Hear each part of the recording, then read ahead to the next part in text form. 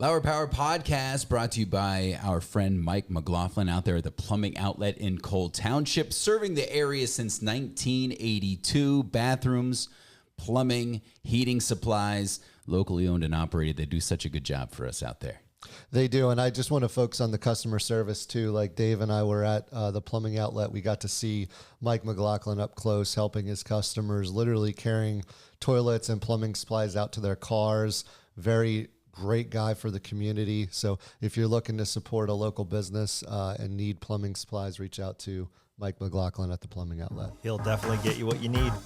Join us as we sit down with remarkable individuals from various walks of life who faced their fair share of obstacles and emerged with positivity. Each episode, you'll hear inspiring stories, actionable tips, and wisdom that can supercharge your own journey when using adversity as motivation. Let's learn together. Welcome to Lauer Power. All right, welcome to another episode of Lauer Power. We use adversity as motivation alongside Chad Lauer, Dave Tamkis. My name is Chad Evans, and welcome again to Lauer Power. Before we get started, we want you to subscribe to our podcast. Give it a like while you're at it, and we hope you enjoy the program.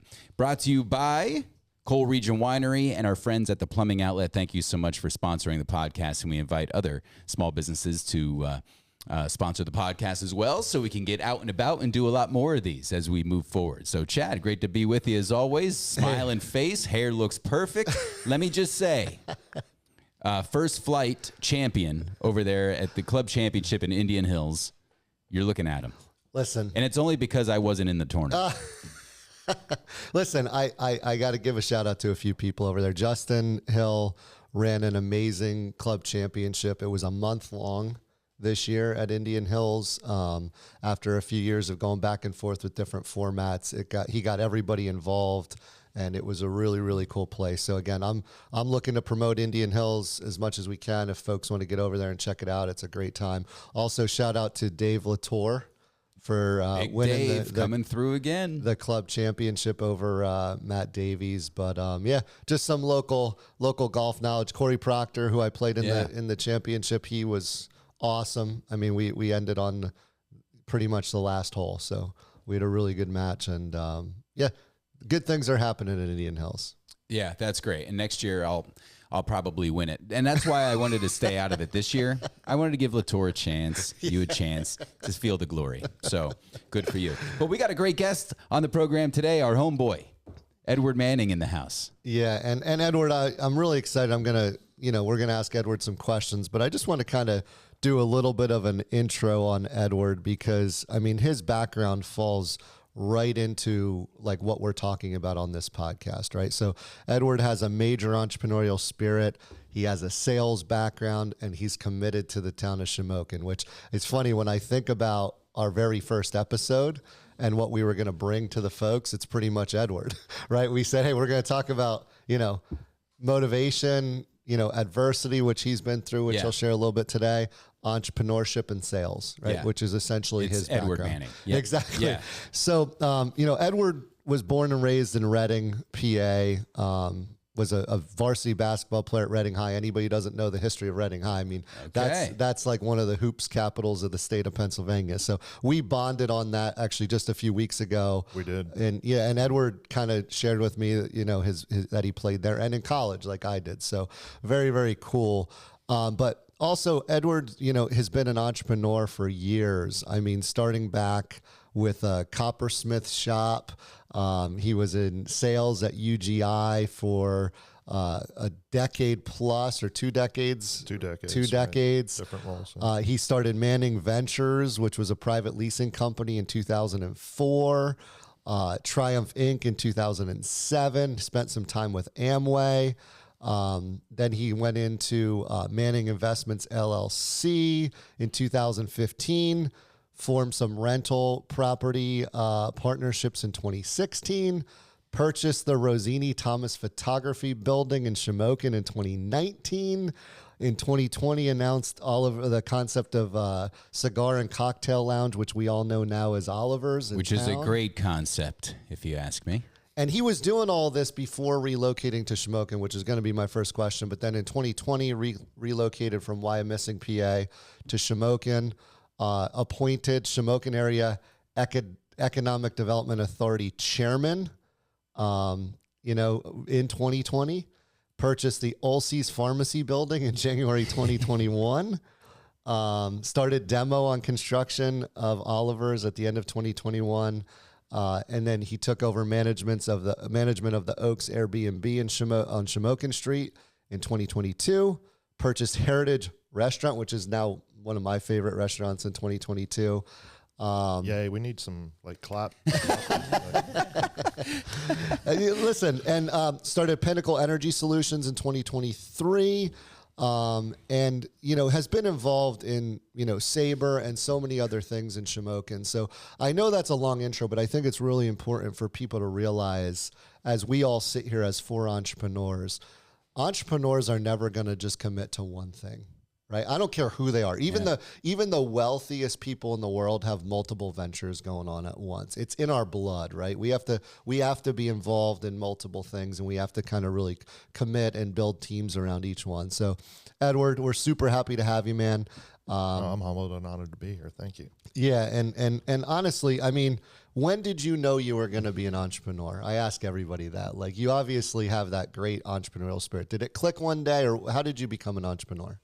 Yeah, honestly, at an early age, probably my late teens, I really took hold of the freedom idea, the fact that I'm a student of history and what we were meant to do, and as far as being able to guide yourself and direct yourself and live the life that you want to live. I think it's based inside of each of us that we want to express ourselves the way we want to, right? I think that's part of human nature, part of the human spirit. And if you look back even in the history of this country, we started out as an entrepreneurial nation, right? And during the Industrial Revolution, that sort of started going away. And I think the pendulum is starting to swing back again as more and more people realize through the internet and through communications like this that they can do something, that they can do what they want to do, that they can live their best life and really fulfill their internal desires. Because I think most people really do want to shine with their own thoughts and own ideas. It's so funny because Chad said that from day one. He thinks we're going to have more entrepreneurs, in the next 5 years. I 5 think there's to going to be 10 a years huge boom of entrepreneurs. And I agree with them, right? Yeah, so let me ask you this. Why, obviously I just introduced you. Mm-hmm. Why Shamokin from Reading? I'd like to understand how that came about, because you're such an impactful person for our city, and we're really trying to champion the brand of the city, right? What brought you to the city? Jim Backus. Okay. Mr. Backus. No, I mean, seriously, right? That's awesome, because that's what we need to know. Yeah, no. So Jim was a real driving force for me to take a look at the city of Shamokin. The whole idea, though, came from I'm kind of a contrarian person, as well as a contrarian investor. And what I mean by that is I've learned through one of the things age does for you is gives you experience. And usually when the masses start moving in one direction, it gives you pause to say, okay, why? Let me look in the other direction and see what's there, right? Mm-hmm. And one of the things I was told early on in my investing career when I was in some of the investor clubs and meetups and so on was, don't go north. Don't go into Schuylkill County and above. It's a mess. There's nothing going on up there. It's depressed. And so it gave me pause. I took a step back and I looked. And so the next thing my wife and I did was we invested in Schuylkill County. And that's awesome. Honestly, we even got shunned from the one investor group. That was really big because they thought we were nuts, right? Mm-hmm. And now, look, I didn't just run out and do it just because they said not to. Of course. I mean, we did our homework and we looked at opportunity that was there. And what we found is that people were not up north. They were not doing investing to where they were offering nice product for the customer, meaning high-end type living spaces, nice commercial spaces. And the reason why is there was this mindset that all that people can afford here is low income, right? And so they were chasing that thought process of government money, right? Low income, and then they take all of the strings that are attached with it. But there were plenty of people that still worked here, lived here, played here, that wanted nice places to live. And we found that out very quickly. So first Schuylkill, and then in a conversation with Jim Backus, who was a client of mine, who's just a tremendous guy. I mean, he's I don't know if you know Jim, and if your listeners know Jim, but if they don't, they need to get to know him. He chairs the AOAA board. Been very influential, but a very influential person in Shamokin. But he's kind of a behind-the-scenes guy, right? But anyway, we were chatting one day, and he saw what I was doing in Schuylkill County with my wife and then some of our partnerships, and he said, hey, did you ever think about doing this in Shamokin? And I said, no. And he said, why? And I said, well, tell me why I should. And he did. And he did enough to entice me to take a look. Then I looked a little further and saw the opportunity that was there. I love architecture, absolutely love architecture. I love the old, the buildings and the potential that they offer, and I mean, there's just stuff going on with the architecture in Shamokin that people just can't afford to do today. You know, and I'm in awe of seeing what people did in the late 1800s and early 1900s, and some cases wondering how the hell did they do it. Of course, yeah. So Edward, tell us about there's a with Sabre. Yes.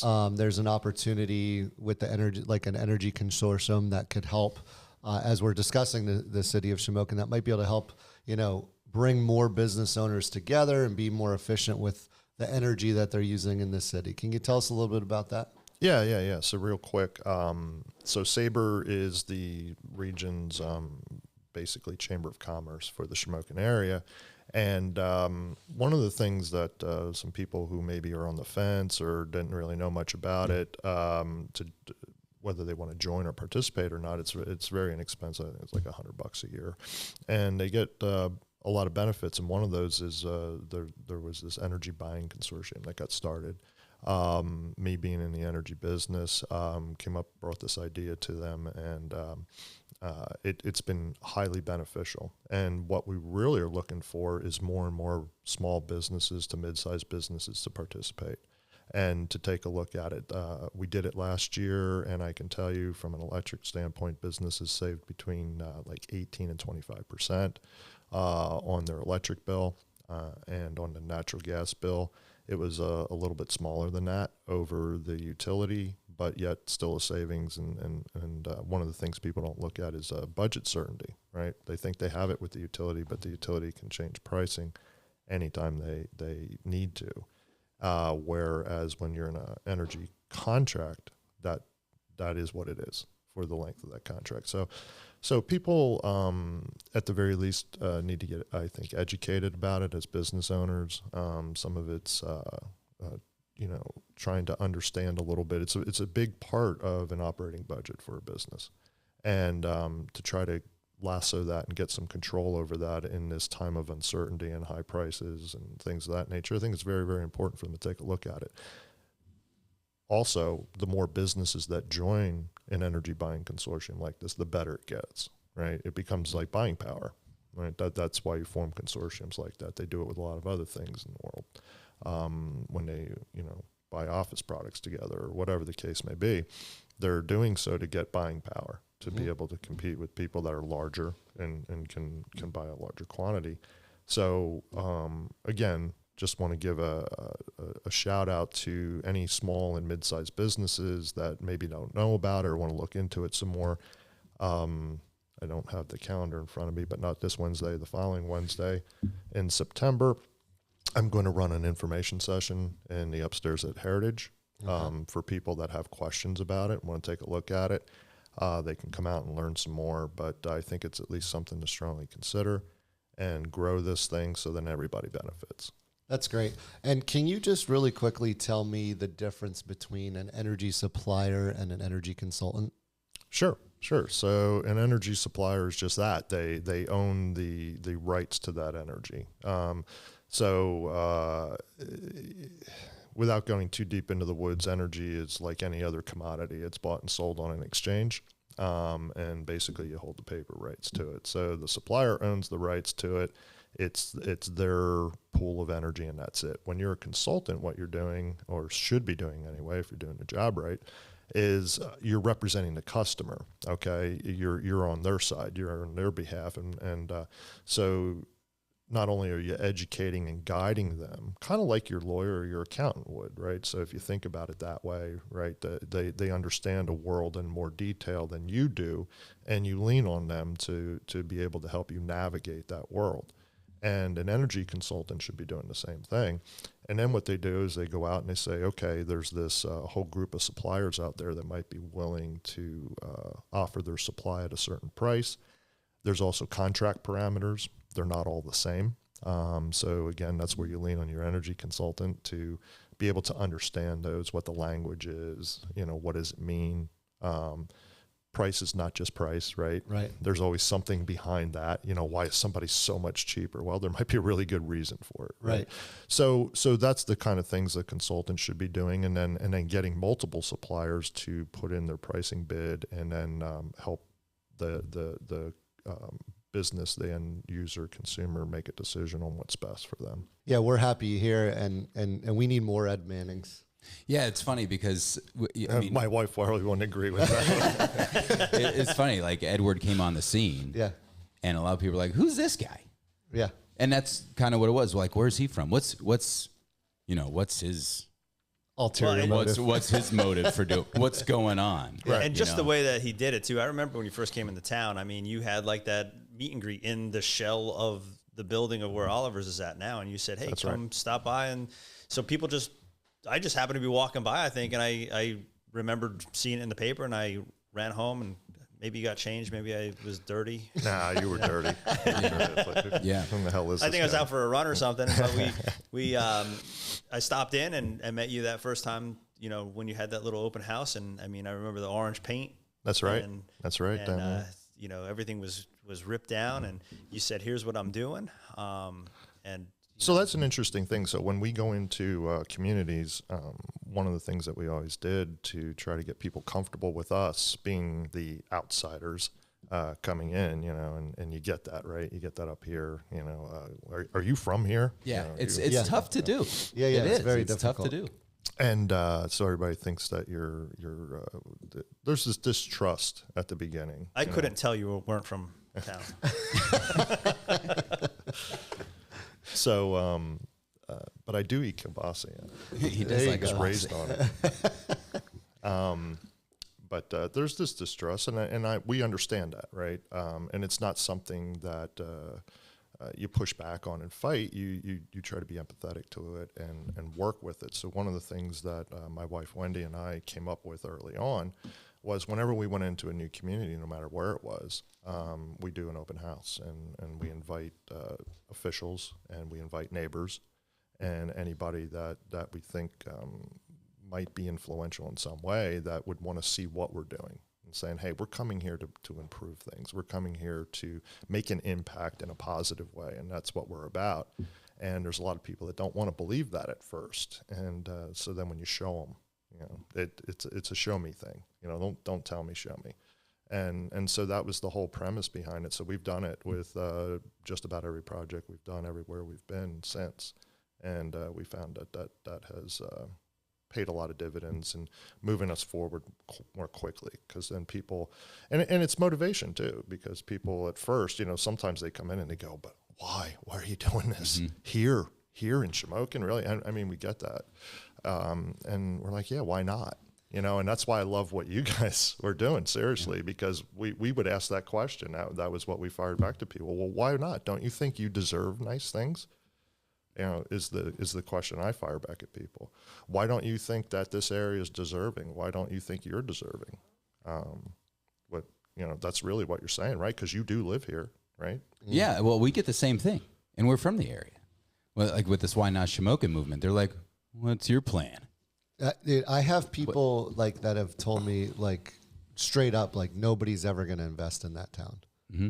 People who've left the area and live in Philadelphia, they'll tell me nobody's ever going to, and then I have a chip on my shoulder then. You're wasting your time. I'm like, well, I'm not wasting my time. No, you're not. No, you're not. Because look, everything comes around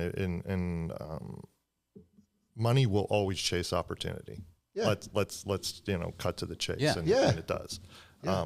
So there always comes a point where there's opportunity. Right. And that's what I want to ask you. Like, obviously with the Shamokin Economic Development Authority and your role there and your multiple businesses and investments in town, like where do we need to start to continue that momentum? Like, it's funny, I had a basketball workout at the Annex yesterday and I pulled up right next to the Heritage and I'm like, man, that just looks so nice. Right. Right. Like right on the corner. Yeah. It was a beautiful sunny day. And I remember when it didn't look nice. Right. Yes. So right. that corner right across from the fire hall, it's a nice corner. Like the building's beautiful. You have the mural on the outside. I mean, it doesn't like.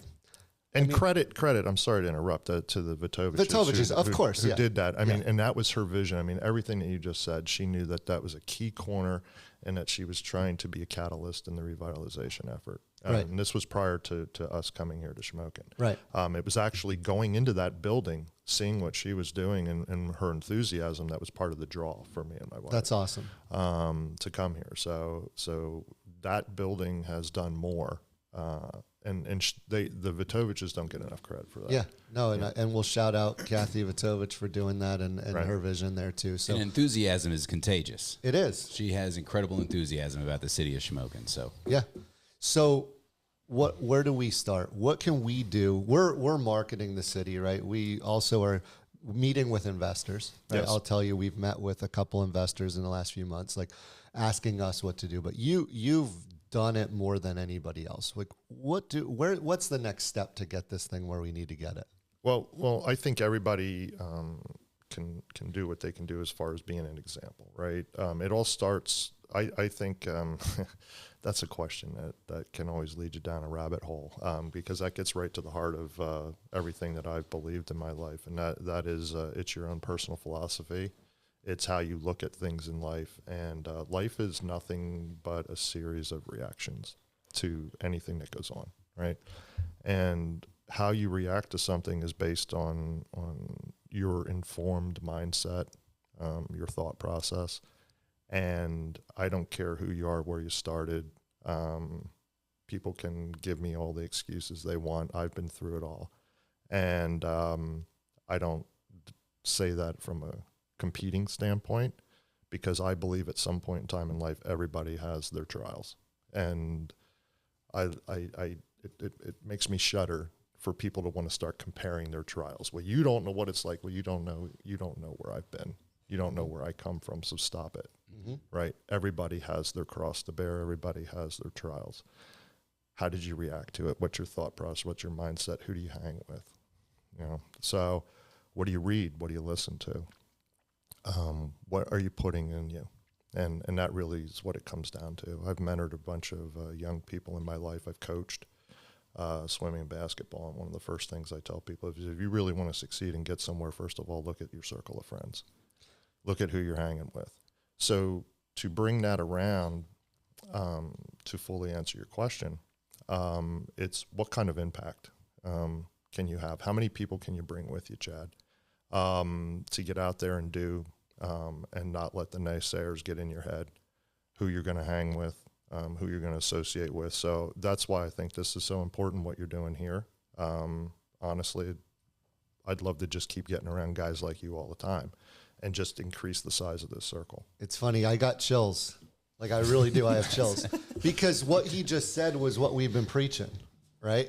So maybe the answer is we just need to come together more, right? Like there are these people, but they don't know where to start. It's like a snowball. Exactly. Like, you've been through it and you've acted, and I've been through it and I've acted, and so have these two, and so have the Jim Backuses. Some people do it behind the scenes, like you said, but man, like, I'll be honest, like, we hired 2 interns this year.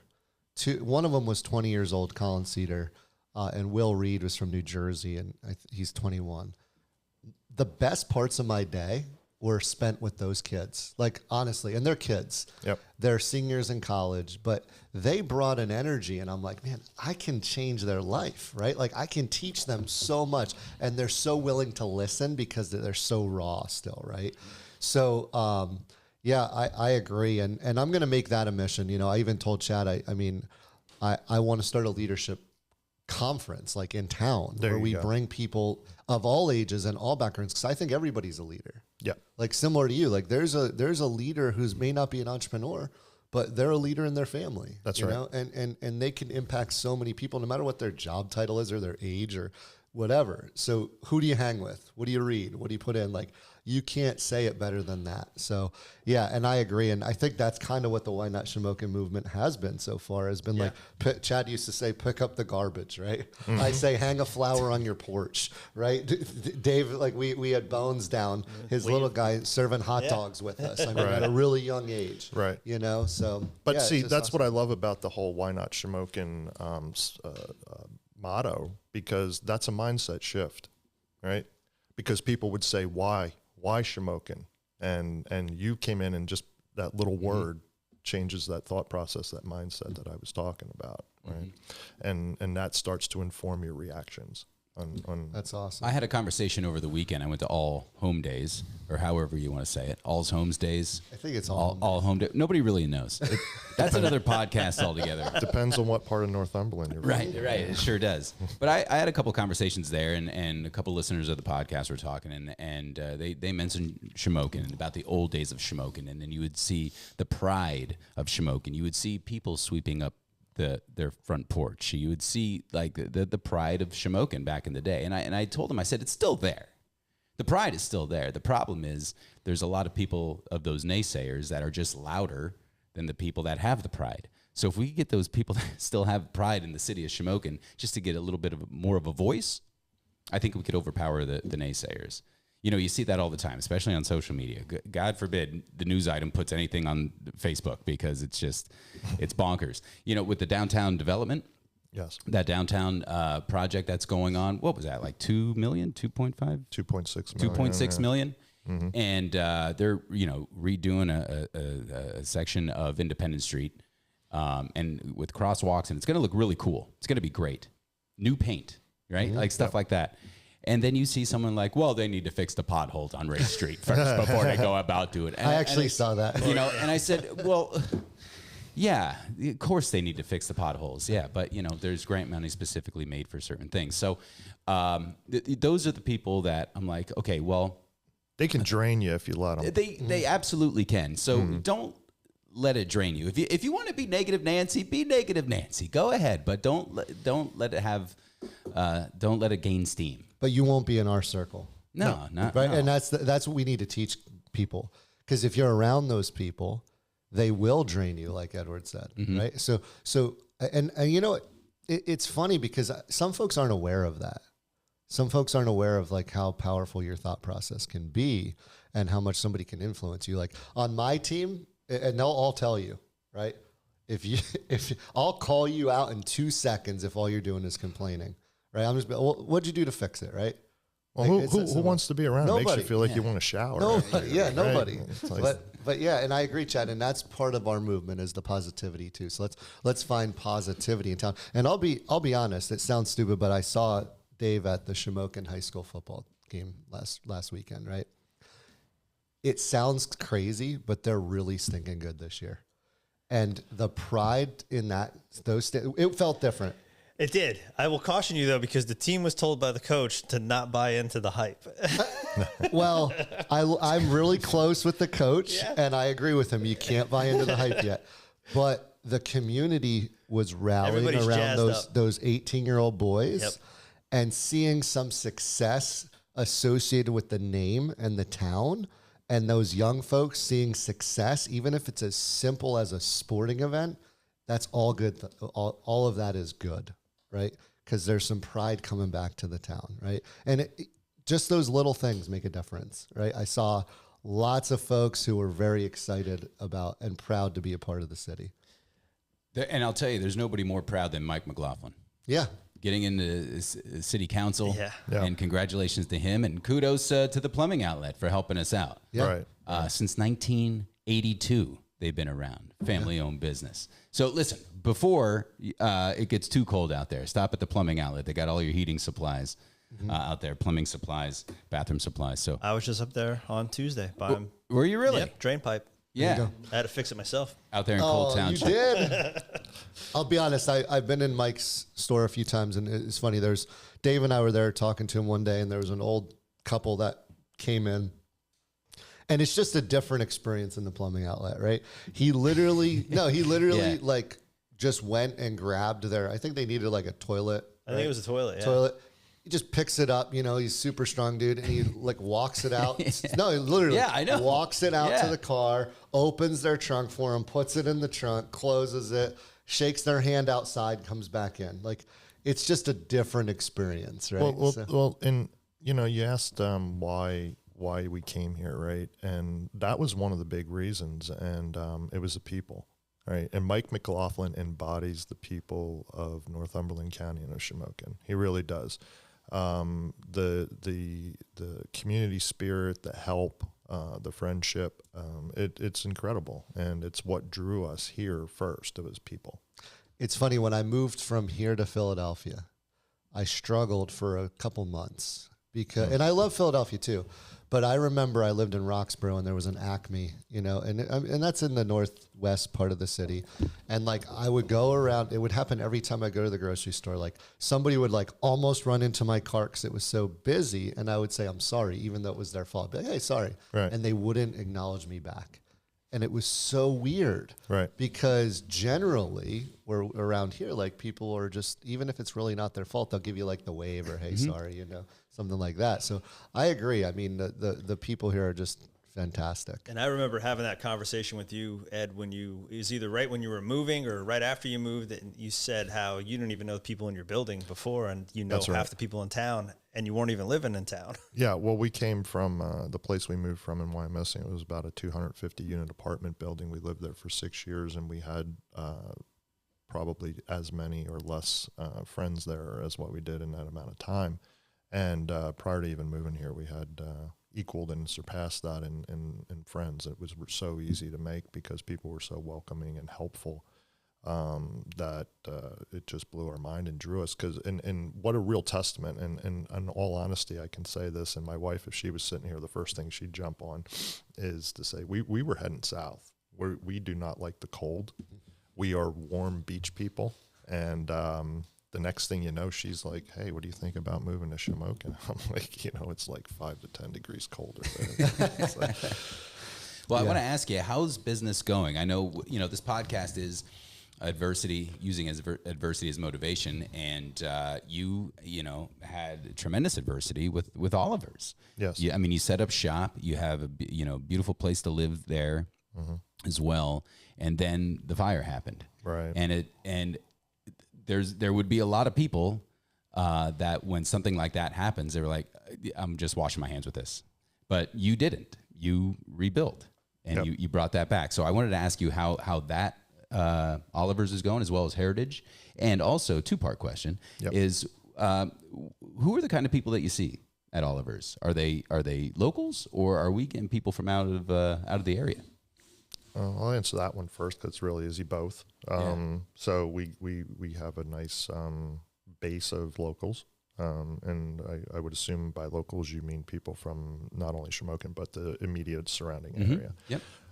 And then we do get people from out of the area, whether it be surrounding counties or visitors from AOAA, Yep. Knoebels, that sort of thing. So yeah. Great. Yeah, that's good. It's always reassuring. When that happens, you're winning too. So I love that part. And a lot of people talk about it.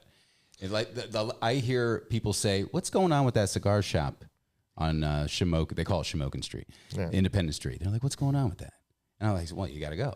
But you hear about that a lot. Well, like, it's on their list to dos, and that's a win. And I'll be honest, before you answer the adversity question, like, we had a conversation. I don't drink, right?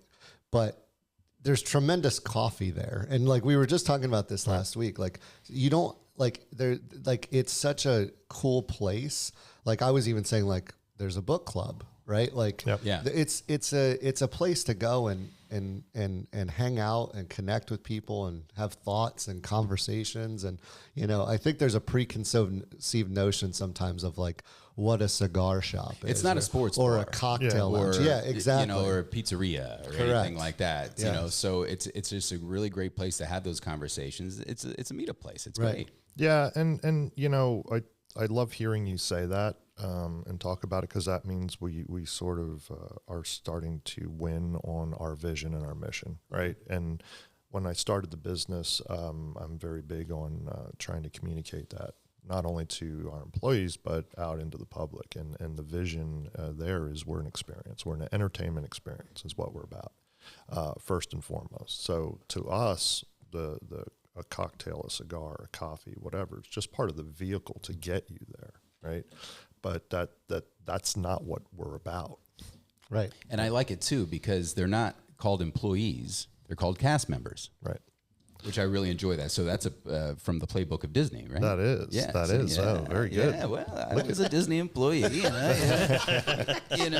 know a little bit about the mouse. I have my doctorate degree. I don't know if it's the doctorate or the mouster's degree. I have to check on that, but I have one of the certificates. What's in his coffee? That's Yeah. awesome.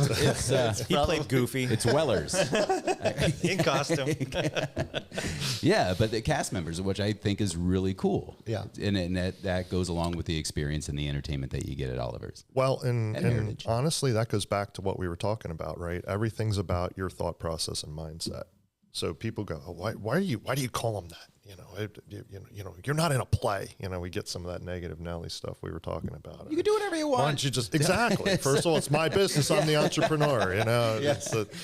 But go start your own business if you don't like it. Yeah. No, it's about thought process and mindset. And what we were trying to do is instill in our team that thought process and mindset. You're not an employee, you're a cast member. You're here to entertain people. That's your job, right? People have entertainment dollars to spend, and we can talk about any business anywhere. That's what they're doing, and it's discretionary. And so why are they going to come here, right? And that's where Disney mastered it. It's not a commercial for Disney, but what I'm saying is, there's a lot of great amusement parks in the world, right? Busch Gardens is one. Let's talk about that for a second. But why won't people mortgage their home to go to Busch Gardens, but they will to Disney, right? There's that. It's not just about a mouse. Right. It's not. It's about the overall experience. It's those intangibles, right? Because they just hit it on all cylinders, and that's what we're trying to be. That's awesome. Yeah. And I struggle with that too, because I moved. The one thing I miss, and we talk about this all the time, is, and this might sound a little bit snotty, but I enjoyed being a member of a country club. Right? That is snotty. Yeah, very It snotty. is. Oh. But when I would Jeez. get there, they would say, "How are you today, Mr. Lauer?" Right? Oh. They would clean my clubs. They would do things that made me feel like, man, this is an experience. It's not around Right. golf. Right. Right. If you've ever played with a caddy that carries your clubs and gets the yardage for you or reads your putts, it's a totally different experience than you doing it yourself. Right. Right. And it's those little things that people will pay a little more for, That's right. or they'll drive a little further. That's right. Right. Because they want an experience. Right? Exactly. And I think we don't talk about that enough. Right. Like Heritage, when I go to Heritage and I eat there, like I was just there last week with Caitlin, you can tell that they're high quality ingredients, right? Yes. Like the second you taste the food, you're like, okay, this is different. So like, but that's why you go to Heritage and you don't just go to, other places is my point. Sure. Right. So, and anyway, I kind of got off topic there, but, tell us about the fire, what happened, what kind of headaches that was, and why you committed to rebuilding. Oh, wow. Well, I think in some ways the headaches speak for themselves. I mean, Right. it was more the emotional impact of it all, because not only did it, I think if it only impacted the business, that's one thing, but it took out our personal residence, right? And that took the biggest hit. And so now not only did the business that we poured so much time, energy, and effort into take the damage and have to be shut down, which was a huge disappointment. I love doing renovation projects. I tell people I'll take them for the rest of my life, but I don't want to do one that I just did. You know, and so that there's an emotional tax, if you will, that comes with all of it. That, you know, no matter how good your mindset is and thought process, it was hard to overcome at first, right? And you just got to keep drawing on your experience, the way you want to live life, your attitude, right, and how you couch things and put things. And I've been through other adversity, and that was really the perspective I had to start putting it into. It's all a matter of, once again, like I said to you a few moments ago, it's all how you react. You know, we're all going to face some sort of adversity, but how do you react to it? The bouncing back and the rebuilding part, there's a couple factors at play there. One, integrity is huge to me. My word is huge to me. And because without that, what do you have, right? My word was that we were invested in Shamokin and that we were going to help with the revitalization, and that Oliver's was going to be there for a long time. And then when the fire happened, I said, we'll be back. And those were two moments that I was going to back up, because trust me, there was many opportunities, and people, believe me, including insurance adjusters and investors and so on, said, oh, you know, hey, you want to go where it's warm, you want to go south, take the money. Yeah, of course. Yeah. From the insurance and go buy an investment property in Florida or the Caribbean or whatever you want. Right. You know, live out your best life there. And truly, that wouldn't be my best life, because I would have abandoned, number one, my word and what I wanted to do. And I'm also a very persistent person, which I think is one, you know, one of the things that keeps me going. I wasn't going to give up on what I started. I love it. Want to see it through to the end. And we didn't even have a chance, because now that we just reopened Oliver's, we're right back to where we started. It was funny. I had a conversation with the insurance adjuster, because there's one piece of it that hasn't been settled yet.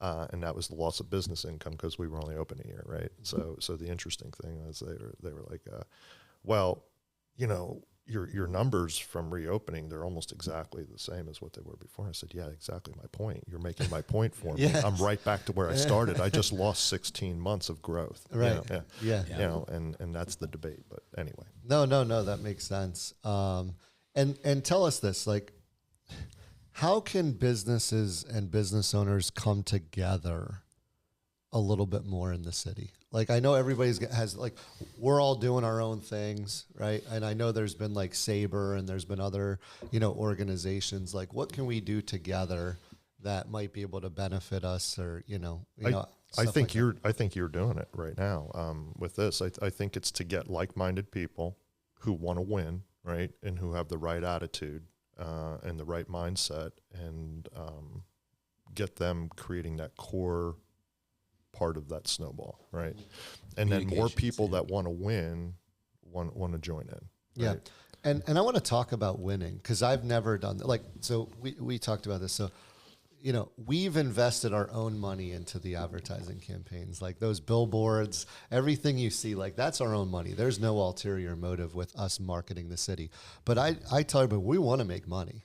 Right? Sure. We want to have successful businesses in the city. Right. And the more we make money, the more jobs we create, the more people we come. So, like, I had one person who was like, you know, talking about, you want to make money off city? Heck yeah, I want to make money off city. Yeah. I want to make money off of the city, because when I make money, the city thrives. And that's what we need to do, right? That's right. So I don't think any of us should hide that. I think it should incentivize the next person to say, if I don't get on the bandwagon, right, I'm going to miss out on this opportunity, right? Because it might be too late. Somebody else might do it, right? Funny thing is, you know, people always look at you when you have business, and they you know, right away they think you're rich, right? So neither one percenters. Damn you. Yeah. Just in spirit. Yeah. Damn you. Just in spirit. There you go. Yeah.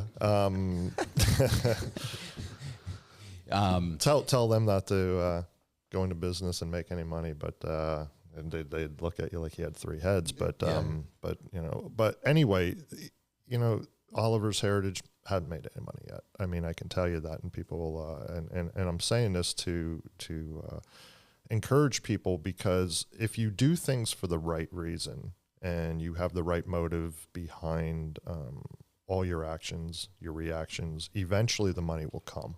And I'm a firm believer in that. It has happened in my life at other moments in other businesses.